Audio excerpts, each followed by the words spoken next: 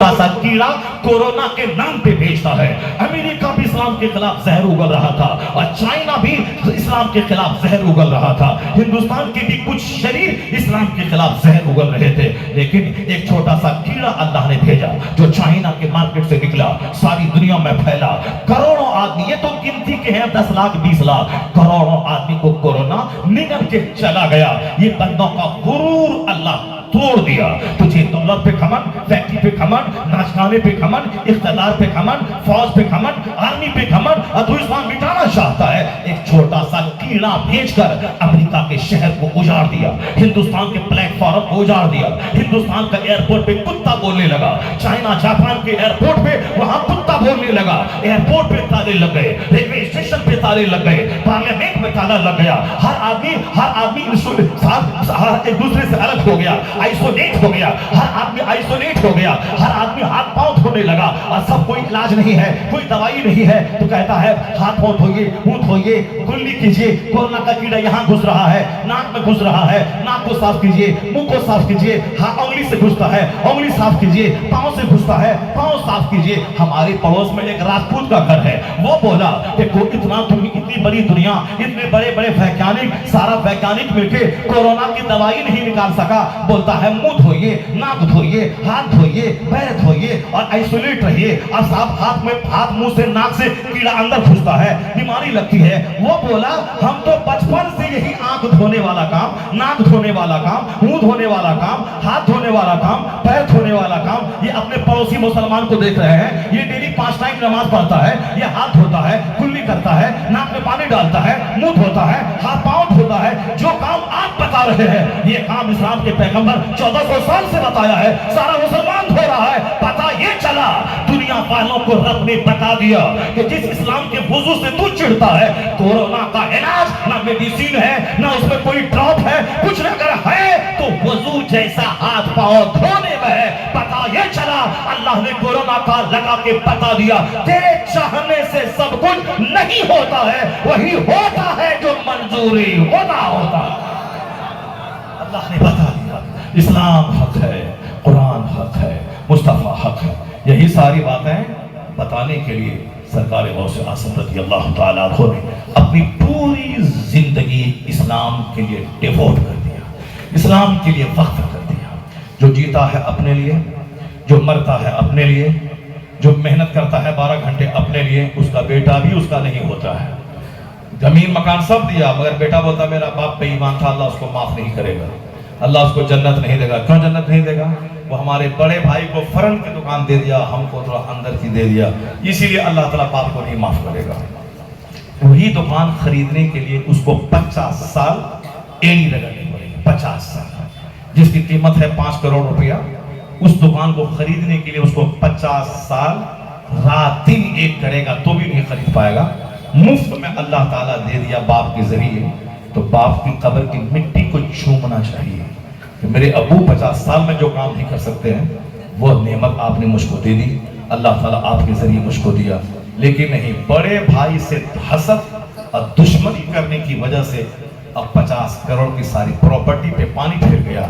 अब इसी में है कि अल्लाह बाप को माफ नहीं करेगा। अब इसीलिए बाप को शर्म आनी चाहिए। नमाज छोड़ के मकान बनाने वाला, नमाज छोड़ के जमीन खरीदने वाला, झूठ बोल के घर खरीदने वाला, ऐसे ही बच्चा बोलेगा अल्लाह ताला माफ नहीं करेगा मेरे बाप को। मत दे बच्चा को एक धूल जमीन, किराए के घर में बच्चे को छोड़ के मर जा, किराए के घर में छोड़ के मर जा। लेकिन अगर उनके सीने में अल्लाह का डर, उसको नमाजी बना के मर गया, मैं कसम खा के कहता हूं कि तेरा बेटा तेरी कब्र पे जाने के बाद रो रो के तेरी बख्शिश की दुआ अल्लाह से करेगा और यही कहेगा, मालिक मेरे बाप ने जमीन मकान कुछ नहीं दिया, चौराहे पे छोड़ के मर गया, किराए के घर में मैं रहता हूँ, मगर एहसान मेरे वालिद का है कि मुझे नमाजी बना के चला गया। मुझे अल्लाह तेरा डर, तेरी मार्फत का नूर मेरे सीने में दिया। अगर ये काम करके आप दुनिया से चले जाएं, कभी बेटा नहीं बोलेगा कि मेरे बाप को अल्लाह जहन्नम में डाल देगा। यही बोलेगा, काबा में भी जाएगा बोलेगा अल्लाहुम्मा ग़फ़िरली व लिवालिदै, ये अल्लाह मुझे बख्श दे, मेरे माँ बाप को बख्श दे। वो बगदाद भी जाएगा तो कहेगा अल्लाहुम्मा ग़फ़िरली व लिवालिदै, ये अल्लाह मुझे बख्श दे, मेरे माँ बाप को बख्श दे। وہ اجمیر بھی جائے گا تو بولے گا اللہم اغفر لی ولوالدی، اے اللہ مجھے بخش دے، میرے ماں باپ کو بخش دے۔ کیوں؟ وہ جانتا ہے کہ جس دعا میں ماں باپ کو شریک نہیں کیا جاتا ہے وہ دعا اللہ رد کر دیتا ہے۔ دعا وہی قبول ہوتی ہے جس دعا میں ماں باپ کو شامل کیا جاتا ہے۔ اللہ نے بتایا ہے قل رب ارحمہما کما ربیانی صغیرا۔ اللہ یہ دعا بندے کو سکھاتا ہے کہ تم اپنے رب سے یہ دعا مانگا کرو، رب ارحمہما، اے اللہ میرے ماں باپ پر رحم فرما جس طرح میرے باپ نے بچپن میں مجھ پر رحم کیا تھا۔ میں بے سہارا تھا، میں پیشاب پاخانہ کرنے کے قابل نہیں تھا، مگر میری ماں نرس کی طرح میری خدمت کری ہے، اے اللہ میری ماں پہ رحم فرما۔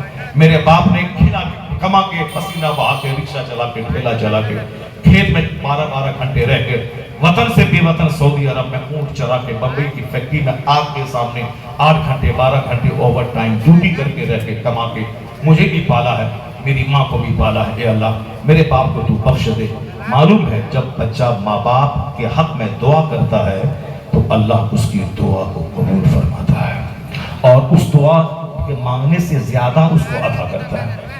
اپنا فرض حج ادا کرنے کے بعد، فرض حج اپنا ہے کر لیا، ماں باپ غریب ہیں، حج فرض نہیں ہے، ہمارے پاس پیسہ ہے تو حج ہم پر فرض ہے، ماں باپ پہ نہیں ہے۔ اگر پیسہ ڈھیر ہے تو ماں باپ کو بھی ساتھ کروا دیں، اگر نہیں ہے تو سب سے پہلے اپنا حج کریں چونکہ اپنا حج فرض ہے۔ اگر کوئی بولتا ہے کہ ماں باپ نے تو نہیں کروایا اپنا کر لیا، وہ شریعت نہیں جانتا، وہ جاہل بھی گریٹ ہے۔ لوگوں کو کیا لگتا ہے؟ لوگ تو بولتے ہیں 900 چوہا کھا کے ملی حج کو چلی، بہت ساری باتیں لوگوں کی بات سنیں گے تو زندہ نہیں رہ پائیں گے۔ یہ بولیں کہ اللہ کیا کہتا ہے، رسول اللہ کیا کہتے ہیں، قرآن کیا بولتا ہے۔ اس لیے اگر اللہ نے آپ کو پیسہ دیا تو آپ پر حج فرض ہے، پہلے تو اپنا حج کر کے آؤ، اس کے بعد اگر کمائی اچھی ہے تو ماں باپ کو بھی حج کرنے کے لیے بھیج دو، وہ نفل حج ہے، فرض تمہارا اپنا تھا تو تم نے کیا۔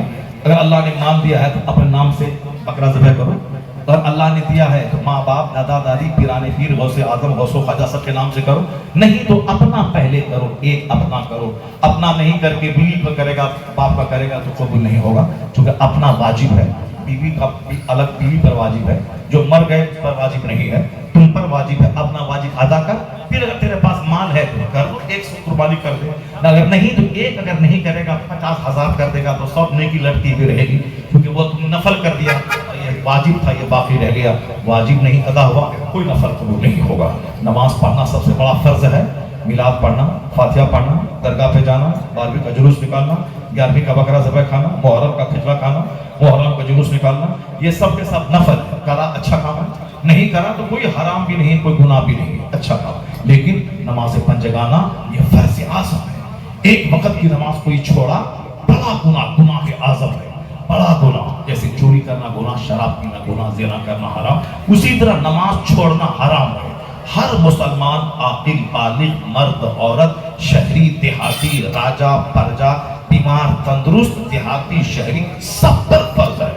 اگر نماز چھوڑ کر کے کوئی اجمیر میں جا کے مر جائے، نماز چھوڑ کے کوئی بغداد میں دن رات جا کے مر جائے، کوئی نماز پنجگانہ چھوڑ کر وہ 1,00,000 آدمی کو ڈیلی کھانا کھلائے، یہ ساری نیکی لٹکی ہوئی رہے گی، ہنگ معلق رہے گی۔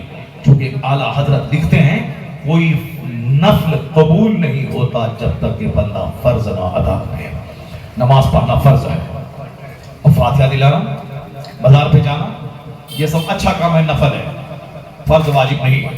جلوس محمدی میں نکلنا فرض واجب نہیں ہے، اچھا کام ہے، عیدوں کی عید ہے، محبت کی نگاہ میں عیدوں کی عید ہے، محبت کی عقیدت کی نگاہ میں عیدوں کی عید ہے، مگر فرض واجب نہیں ہے کہ نہیں نکالے گا جلوس تو جہنم چلا جائے گا، نہیں۔ مصطفیٰ کی توہین جو کرے گا وہ کافر ہے، وہ اسلام سے خارج ہو جائے گا جہنم۔ لیکن جو توہین نہیں کرتا ہے، 1,00,000 بار درود گھر میں پڑھتا ہے، اب کھڑے ہو کے ہر فجر کی نماز کے بعد ہر نماز کے بعد 100 بار درود رسیہ درود اسم اعظم پڑھ رہا ہے، وہ جلوس محمدی میں نہیں نکل رہا ہے، وہ میلاد فاتحہ میں نہیں جاتا ہے، وہ مزار پہ نہیں جاتا ہے، کوئی حق کی بات نہیں، ایک گناہ تک نہیں ہوگا، کیونکہ گناہ ہوتا ہے فرض چھوڑنے میں، گناہ ہوتا ہے واجب چھوڑنے میں، یہ اچھا کام ہے۔ اے مسلمان ذرا غور سے سن لینا، مسلک اعلیٰ حضرت کیا ہے؟ مسلک اعلیٰ حضرت یہ ہے کہ اپنی زکوٰۃ کا 100 روپیہ اگر نکلا وہ فرض ہے، اگر 1,00,000 1 کروڑ کی مسجد کوئی بنا دے یہ نفل ہے، زکوٰۃ کا 100 روپیہ یہ فرض ہے، جب تک یہ 100 روپے بندہ ادا نہیں کرے گا 1 کروڑ کی مسجد تعمیر کرنے کی نیکی ہنگ رہے گی، لٹکی ہوئی معلق، جب تک یہ 100 روپے زکوٰۃ کا نہیں ادا کرے گا۔ جو یہ فرض ہے وہ نفل ہے۔ اپنا روزہ رکھنا فرض، پورے لمبایت کے سارے مسلمانوں کو افطار کرانا یہ نفل ہے۔ افطار پارٹی دیا 1 لاکھ آدمی ڈیلی کھا رہا ہے، اپنا روزہ نہیں رکھ رہا ہے، یہ ساری نیکی بھنگ رہے گی، لٹکی ہوئی، جب تک کہ اپنا روزہ نہ رکھے۔ معلوم ہے آپ کو، آپ سمجھ گئے ہوں گے۔ اپنا حج کرنا فرض ہے۔ 1000 مولانا کو حج کے لیے بھیج دیا، کیا ہوا؟ ختم ختم، اب یہ تصویر ہی نہیں ہے، کیا ختم کر دیا؟ اوپر سے دبا ہو گیا، کیوں ان نوجوانوں نے بٹھا دیا؟ بتائیے، تقریر جب تک 3 گھنٹہ نہ ہو تو بیکار ہے۔ کتنا ٹائم ہو، کتنا ہوا تقریر، کتنا بولے ہوں گے ہم؟ 2 گھنٹہ کوئی تقریر نہیں ہے، 2 گھنٹہ کوئی تقریر جب تک 4 گھنٹے نہ ہو، 3 گھنٹے نہیں ہو کوئی تقریر نہیں ہے۔ اگلے سال ہو جائے گا۔ ہاں بس اب سنیے، آخری فائنلی بات، جو کہتا ہے کہ نماز پڑھو فاتحہ مت دلاؤ، وہ جہنم کا راستہ چنا، جو کہ حلال کو حرام کہہ رہا۔ اور جو کہتا ہے فاتحہ، میلاد، نیاز، کھچڑا، نماز پڑھنے کی کوئی ضرورت نہیں ہے، وہ سمجھ لے کہ وہ بھی جہنم کا راستہ ہے۔ اب مسلک اعلیٰ حضرت کیا ہے؟ نماز بھی ہوگی، نیاز بھی ہوگی، جلوس محمدی بھی ہوگا، روزہ بھی رکھا جائے گا، مزار پہ بھی جایا جائے گا، نماز پڑھتے بھی جایا جائے گا، فرض بھی ادا ہوگا، نفل بھی ادا ہوگا، یہ سیدھا راستہ جنت الفردوس چلا جائے گا۔ اسی کا نام ہے مسلک اعلیٰ حضرت۔ زوردار آواز ہم کو نکلے آواز، لا الہ الا اللہ، ہر زور سے لا الہ الا اللہ۔ مسلک اعلیٰ حضرت کی ہوا، نماز بھی ہوگی، نیاز بھی ہوگی، نیاز نفل ہے، نماز فرض ہے، فرض بھی ادا ہوگا، نفل بھی ادا ہوگا، سیدھا راستہ جنت الفردوس چلا جائے گا، جلسہ بھی ہوگا۔